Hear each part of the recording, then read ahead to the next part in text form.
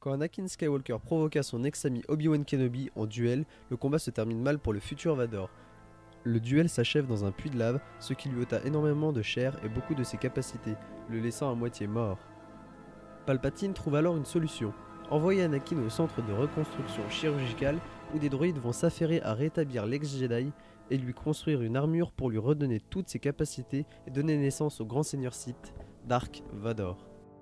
L'empereur a volontairement conçu son armure avec des défauts, dans une optique de souffrance par rapport à sa défaite contre Obi-Wan Kenobi et aussi pour augmenter sa haine.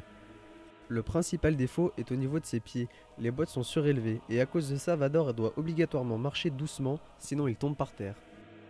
Pour commencer, l'armure pesait 12 kg et résistait aux coups de blaster car elle était faite en duracier. Il avait un casque truffé de technologie. Dans son casque, Vador disposait de plusieurs données qui s'affichaient. Elles étaient liées à sa connexion avec la Force. Le casque lui offrait aussi une vision infrarouge et ultraviolet. Cela lui permettait de voir dans l'obscurité complète.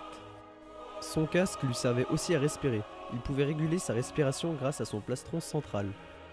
Son plastron central était une armure le protégeant des coups de blaster et de coups de couteau. Il pouvait aussi réguler sa nutrition grâce à celui-ci.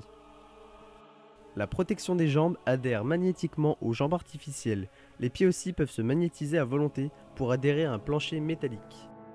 En quelque temps, Anakin a perdu sa mère, sa femme, et donc n'a jamais pu voir ses enfants. Il a aussi perdu ses membres, et en échange, l'empereur lui a fourni une armure assez médiocre.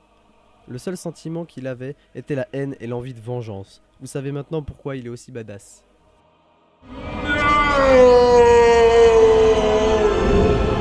Ne t'énerve pas Darky, on revient bientôt pour de nouvelles vidéos.